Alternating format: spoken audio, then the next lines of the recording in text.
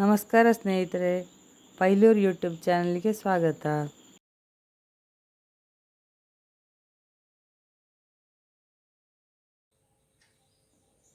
ನೋಡಿ, ಇದು ಕದಳಿ ಬಾಳೆಕಾಯಿ ಪಾಡದಿಂದ ಸಪ್ರೇಟ್ ಮಾಡಿದ್ದೇನೆ. ಚೆನ್ನಾಗಿ ತೊಳ್ಕೊಂಡಿದ್ದೇನೆ. ಈಗ ಇದನ್ನು ಕುಕ್ಕರಿಗೆ ಹಾಕ್ತಾ ಇದ್ದೇನೆ. 10-16 ಬಾಳೆಕಾಯಿ ಇದೆ. ಎಳೆಯದಾದರೂ ಆಗ್ತದೆ, ಹದ ಬೆಳೆದದಾದರೂ ಆಗ್ತದೆ. ಸಿಹಿ ಆಗಿರಬಾರ್ದು ಅಷ್ಟೇ, ಹಾಗಂತ ತುಂಬ ಎಳೆಯದ್ದು ಕೂಡ ಬೇಡ. ಈಗ ಇಷ್ಟು ಬಾಳೆಕಾಯಿ ತಗೊಂಡಿದ್ದೇನೆ. ಈಗ ಇದಕ್ಕೆ ನೀರು ಹಾಕ್ತಾ ಇದ್ದೇನೆ.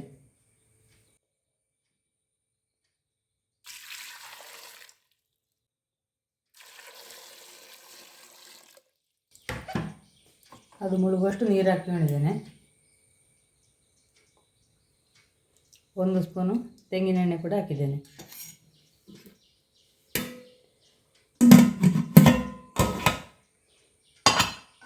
ಮುಚ್ಚಳ ಮುಚ್ಚಿ ಈಗ ಬೇಯಿಸ್ಕೊಳ್ತಾ ಇದ್ದೇನೆ.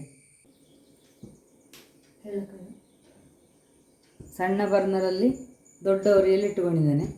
2 ವಿಸಿಲಾದ ಮೇಲೆ 10 ನಿಮಿಷ ಸಿಮ್ಮಲ್ಲಿಟ್ಟು ಬೇಯಿಸಿ ಉರಿ ಆಫ್ ಮಾಡಿಕೊಂಡ್ರೆ ಆಯಿತು. ಈಗ ಪ್ರೆಷರಲ್ಲಿ ಇಳಿದಿದೆ. ಈಗ ಇದನ್ನು ಓಪನ್ ಮಾಡಿ ನೋಡುವ.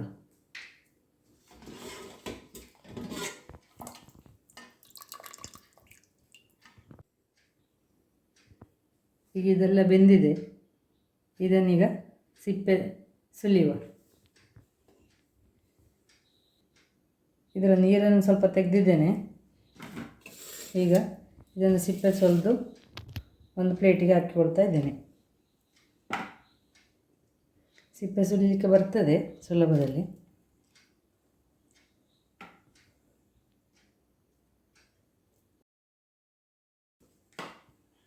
ಸ್ವಲ್ಪ ಬಿಸಿ ಇದೆ, ತೊಂದರೆ ಇಲ್ಲ. ಈಗಲೇ ತಗೊಳ್ತಾ ಇದ್ದೇನೆ.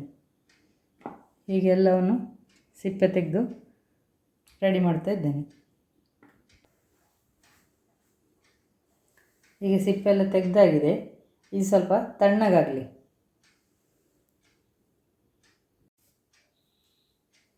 ಇದೀಗ ಹದ ಬಿಸಿ ಉಂಟಷ್ಟೇ. ಈಗ ಇದನ್ನು ತುರಿದುಕೊಳ್ಳುವ. ತುರಿಮಣೆಯಲ್ಲಿ ತುರಿತಾ ಇದ್ದೇನೆ.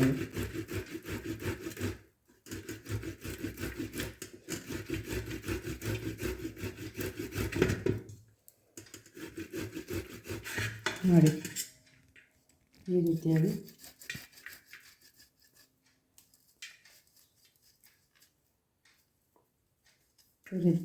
ಈ ರೀತಿಯಾಗಿ ಎಲ್ಲವನ್ನು ತುರಿದುಕೊಳ್ತಾ ಇದ್ದೇನೆ.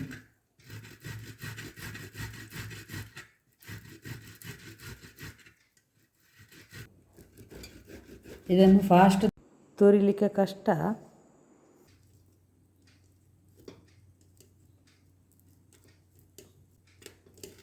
ಈಗೆಲ್ಲವನ್ನು ತುರಿದುಕೊಂಡಾಯಿತು.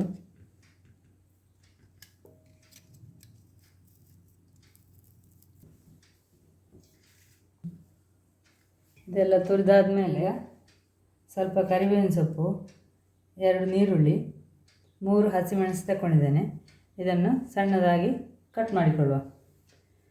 ಕರಿಬೇವಿನ ಸೊಪ್ಪನ್ನು ಹೀಗೆ ಕಡ್ಡಿಯಿಂದ ತೆಗೆದು ಈ ರೀತಿಯಾಗಿ ರೆಡಿ ಆದಮೇಲೆ ಕಟ್ ಮಾಡಿಕೊಳ್ಳೋದು. ಈಗ ಇದನ್ನೆಲ್ಲ ಸಣ್ಣಕ್ಕೆ ಕಟ್ ಮಾಡಿಕೊಂಡಾಗಿದೆ. ಈಗ ಇದನ್ನು ಈ ತುರಿದಿಟ್ಟುಕೊಂಡ ಬಾಳೆಕಾಯಿ ಪಾತ್ರಕ್ಕೆ ಸೇರಿಸಿಕೊಳ್ತಾ ಇದ್ದೇನೆ. ಕೆಲವೊಂದು ಬೀಳುತ್ತದೆ.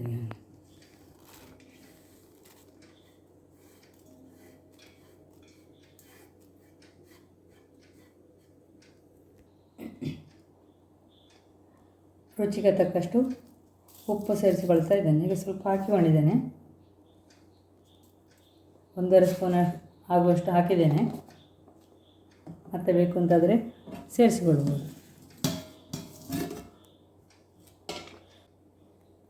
ಸ್ವಲ್ಪ ಕಾಯಿ ತುರಿ ಮಾತ್ರ ಹಾಕಿದ್ದೇನೆ. ಒಂದು ಅರ್ಧ ಹಿಡಿಯಷ್ಟು ಕಾಯಿ ತುರಿ ಹಾಕಿದ್ದೇನೆ. ಇದನ್ನೀಗ ಚೆನ್ನಾಗಿ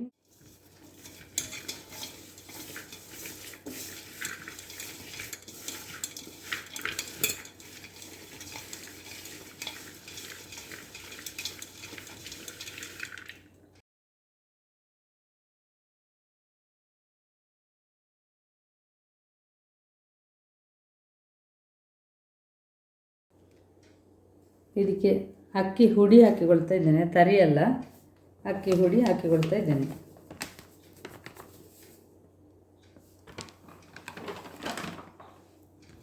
ಇದನ್ನೀಗ ಚೆನ್ನಾಗಿ ಮಿಕ್ಸ್ ಮಾಡಿಕೊಳ್ಳು.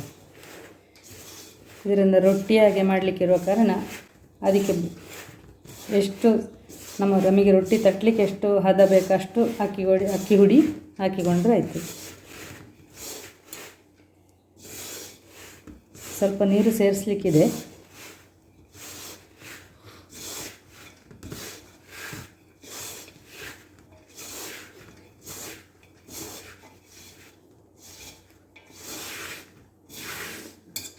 ಅಕ್ಕಿ ಹುಡಿ ಹಾಕಿ ಚೆನ್ನಾಗಿ ಮಿಕ್ಸ್ ಮಾಡಿಕೊಂಡಾಯಿತು. ಇದಕ್ಕೆ ಸ್ವಲ್ಪ ನೀರು ಹಾಕಿಕೊಳ್ತಾ ಇದ್ದೇನೆ. ಒಮ್ಮೆಲೆ ಹಾಕಿಕೊಳ್ಳೋದು ಬೇಡ, ನೋಡಿಕೊಂಡು ನೀರು ಹಾಕಿಕೊಳ್ಬೋದು.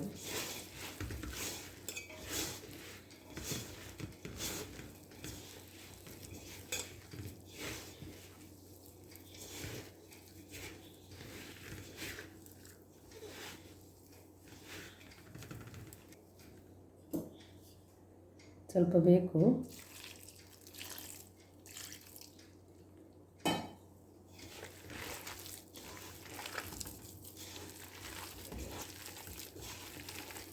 ಈಗ ಚೆನ್ನಾಗಿ ಮಿಕ್ಸ್ ಮಾಡಿಕೊಳ್ಳೋದು. ಈ ಹದಕ್ಕೆ ಇದೆ. ಈಗ ಇನ್ನೊಂದು 5-10 ನಿಮಿಷ ಇದನ್ನು ಹಾಗೆ ಮುಚ್ಚಿಟ್ಟುಕೊಳ್ಳುವ. ಆಮೇಲೆ ರೊಟ್ಟಿ ತಟ್ಟಲಿಕ್ಕಿರೋದು. ಈಗ ಇದು ಹಿಟ್ಟು ತೆಳ್ಳಗಾಗಿದೆ ಅಂತಾದರೂ ಅಥವಾ ಗಟ್ಟಿಯಾದರೆ ಸ್ವಲ್ಪ ನೀರು ಹಾಕಿಕೊಳ್ಬೋದು. ಈಗ ಈ ರೀತಿಯಾಗಿದೆ, ಸ್ವಲ್ಪ ಕೈಗೆ ಅಂಟುತ್ತದೆ, ತೊಂದರೆ ಇಲ್ಲ.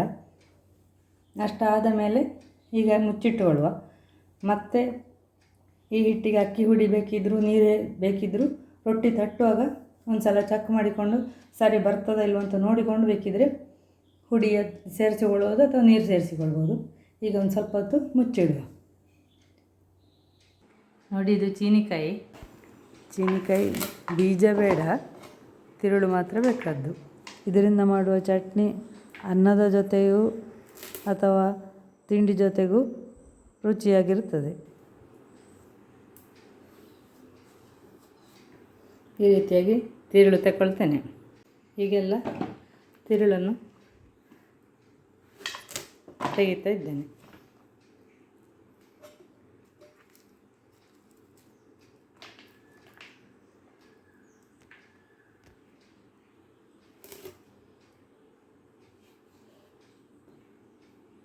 ಬಹಳ ರುಚಿ ಇರ್ತದೆ.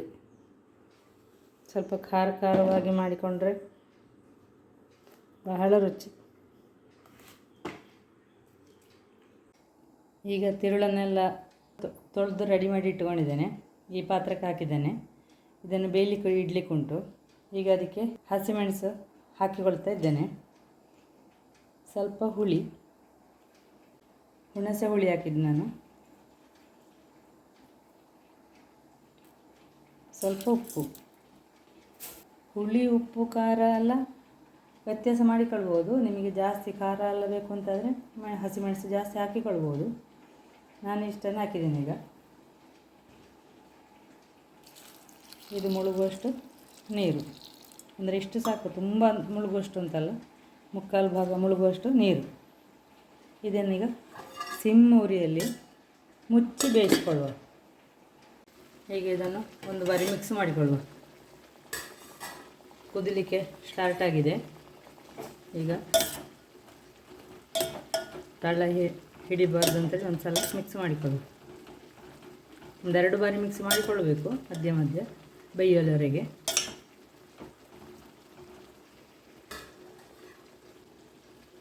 ಪುನಃ ಮುಚ್ಚಿ ಬೇಯಲಿ ಅದು.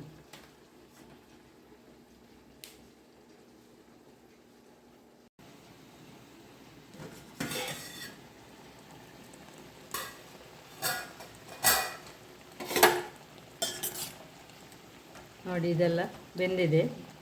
ಹಸಿಮೆಣಸು ಮತ್ತು ತಿರುಳೆಲ್ಲ ಬೆಂದಿದೆ. ಇದನ್ನೀಗ ಆಫ್ ಮಾಡಿಕೊಳ್ಳುವ. ಇದು ತಣ್ಣಗಾದ ಮೇಲೆ ತೆಂಗಿನ ತುರಿಯ ಜೊತೆಗೆ ರುಬ್ಬಿಕೊಳ್ಳುವ. ಚೀನಿಕಾಯಿ ತಿರುಳು ಬೇಯಿಸಿ ತಣ್ಣಗಾಗಿದೆ. ಇದನ್ನೀಗ ಮಿಕ್ಸಿ ಜಾರಿಗೆ ಹಾಕಿಕೊಳ್ತಾ ಇದ್ದೇನೆ. ಅದಕ್ಕೊಂದು ಸ್ವಲ್ಪ ಕಾಯಿ ತುರಿ,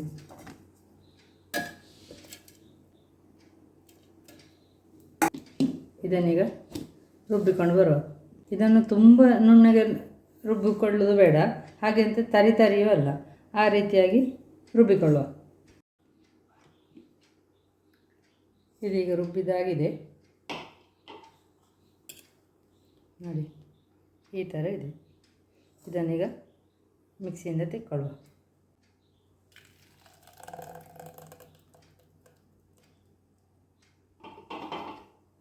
ಮಿಕ್ಸಿ ಜಾರಿಗೆ ಸ್ವಲ್ಪ ನೀರು ಹಾಕಿಕೊಂಡು ಇದಕ್ಕೆ ಸೇರಿಸಿಕೊಳ್ತಾ ಇದ್ದೇನೆ.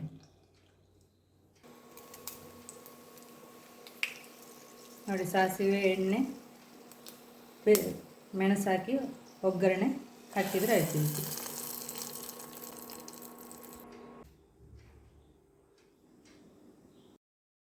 7-8 ನಿಮಿಷಗಳ ಕಾಲ ಆಗಿದೆ.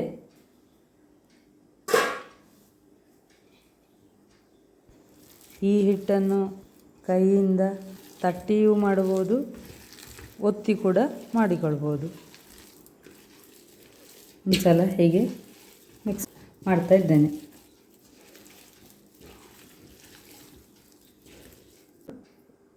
ಹಪ್ಪಳದ ಮಣೆ ಅಂತ ಹೇಳ್ತೇವೆ ಇದಕ್ಕೆ ನಾವು.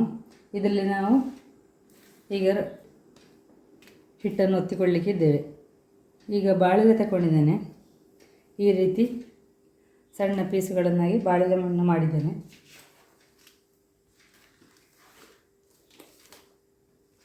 ಮತ್ತು ಒಂದು ಪ್ಲಾಸ್ಟಿಕ್ ಶೀಟ್ ತಗೊಂಡಿದ್ದೇನೆ. ಈಗ ಬಾಳೆಲೆಗೆ ಕೆಲವು ಡ್ರಾಪು ಎಣ್ಣೆ ಹೀಗೆ ಹಾಕಿಕೊಂಡು ಮತ್ತು ಪ್ಲಾಸ್ಟಿಕ್ ಶೀಟಿಗೆ ಕೂಡ ಹಾಕಿದ್ದೇನೆ. ಇದನ್ನೀಗ ಒಂದು ಸಲ ಸ್ವಲ್ಪ ಪಾಸೆ ಮಾಡಿಕೊಳ್ತಾ ಇದ್ದೇನೆ. ಕೈಗೆ ಸ್ವಲ್ಪ ಎಣ್ಣೆ ಪಾಸೆ ಮಾಡಿಕೊಂಡು ಈ ರೀತಿ ಹಿಟ್ಟು ತಕ್ಕೊಳ್ಬೇಕು. ಇದನ್ನೀಗ ಇಲ್ಲಿ ಇಟ್ಟುಕೊಂಡು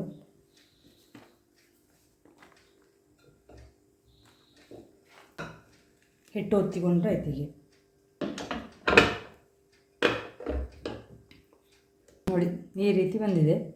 ಈಗ ಮೇಲ್ಬದಿಯಿಂದ ಹೀಗೆ ಪ್ಲಾಸ್ಟಿಕ್ ಶೀಟ್ ತೆಗಿಬೇಕು. ಈಗ ಇದನ್ನು ಒಂದು ಕಬ್ಬಿಣದ ಕಾವಲಿ ಇಟ್ಟುಕೊಂಡಿದ್ದೇನೆ, ಕಾದಿದೆ. ಅದಕ್ಕೆ ಇದನ್ನು ಈ ರೀತಿಯಾಗಿ ಕವುಚಿ ಹಾಕಿಕೊಳ್ತಾ ಇದ್ದೇನೆ. ಉರಿ ದೊಡ್ಡದಿರಲಿ.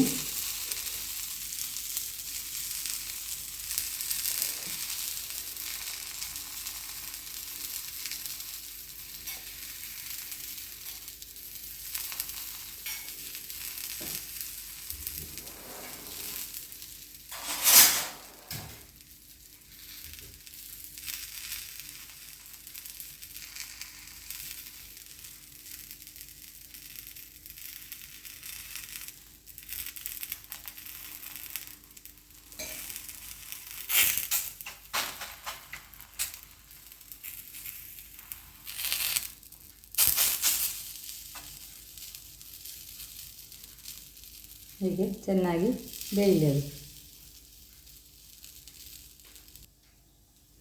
ಹೀಗೆ ಬಾಳೆಲೆ ತೆಗಿಲಿಕ್ಕೆ ಆಗ್ತದೆ ಅಂತಾದರೆ ಮೇಲಿಂದ ಹೀಗೆ ಬಾಳೆಲೆ ತೆಗಿಬೋದು.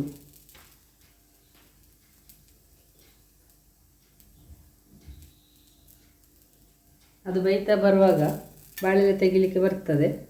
ಈಗ ಮೇಲಿಂದ ಸ್ವಲ್ಪ ಎಣ್ಣೆ ಹಾಕಿಕೊಂಡಿದ್ದೇನೆ.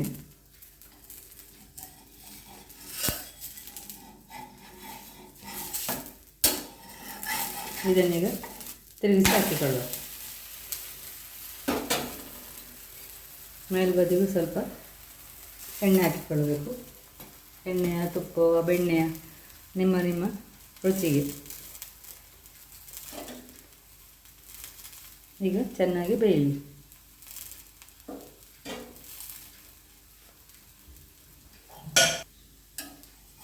ಇದನ್ನೀಗ ಪುನಃ ತಿರುಗಿಸಿ ಹಾಕಿಕೊಳ್ಳುವ. ಅಂದರೆ ಆ ಸೈಡು ಬೆಂದು ಕೆಂಪಗಾಗಲಿಲ್ಲಲ್ಲ, ಬಾಳೆಲೆಯಲ್ಲಿ ಇತ್ತಾದ ಕಾರಣ.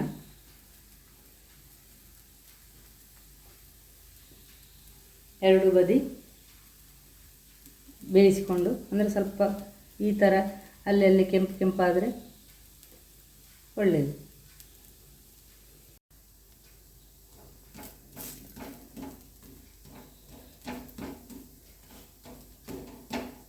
ಬೇಯಲಿಕ್ಕೆ ಅಂತ ತುಂಬ ಹೊತ್ತು ಎಂತ ಇಲ್ಲ, ಬಾಳೆಕಾಯಿ ಬೆಂದಿರ್ತದಲ್ಲ, ಈ ಹಸಿಮೆಣಸಿನ ಈರುಳ್ಳಿ ಬೇಗ ಬೇಯ್ತದೆ.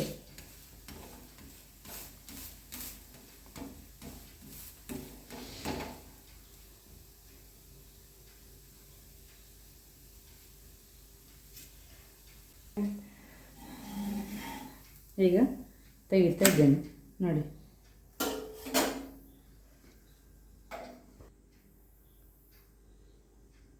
ಚೀನಿಕಾಯಿ ತಿರುಳಿನ ಚಟ್ನಿ, ಮತ್ತು ಇದೇ ಚಟ್ನಿ ಆಗಬೇಕು ಅಂತೇನಿಲ್ಲ, ನಿಮ್ಮ ನಿಮ್ಮ ರುಚಿಯ ಯಾವ ಚಟ್ನಿಯೋ ಅದನ್ನು ಮಾಡಿಕೊಳ್ಬೋದು. ಚಟ್ನಿಯ ಸಾಂಬಾರ ಯಾವ ರೀತಿ ಯಾವುದೆಲ್ಲರೂ ತಿಂದುಕೊಳ್ಬೋದು. ರೊಟ್ಟಿಯಿಂದ ಈ ಒಂದು ಬಾರಿ ಬೇಯಿಸಿದ ಬಾಳೆಲೆಯನ್ನು ತೆಗೆದಿದ್ದೇವಲ್ಲ, ಅದೇ ಬಾಳೆಲೆಯಲ್ಲಿ ಪುನಃ ಹಿಟ್ಟು ಹಾಕಿಕೊಂಡು ಒತ್ತಿಕೊಳ್ಬೋದು.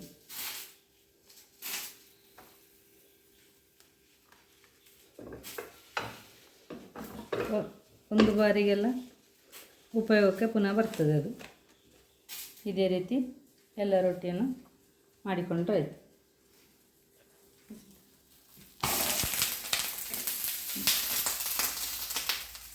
ಬೇಗ ಆಗಲಿಕ್ಕೆ ನಾನು 2 ಕವಲೆಯನ್ನು ಉಪಯೋಗಿಸ್ಕೊಂಡಿದ್ದೇನೆ.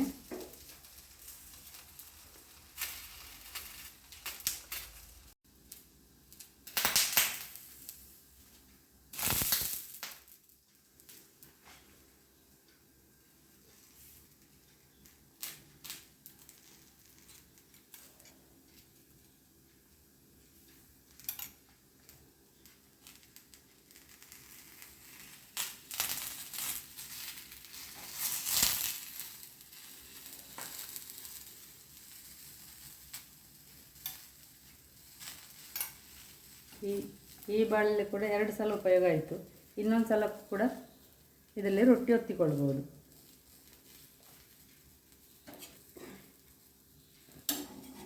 ಇದೇ ರೀತಿ ಎಲ್ಲ ಹಿಟ್ಟಿನಿಂದ ರೊಟ್ಟಿ ಮಾಡಿಕೊಳ್ತಾ ಇದ್ದೇನೆ.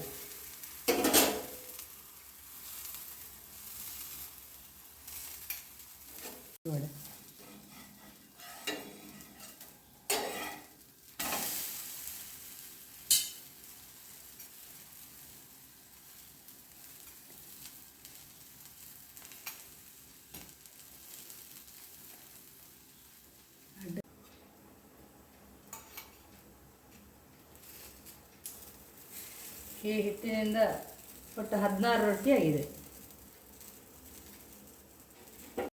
ವಿಡಿಯೋ ನೋಡಿದ್ದಕ್ಕಾಗಿ ಧನ್ಯವಾದಗಳು.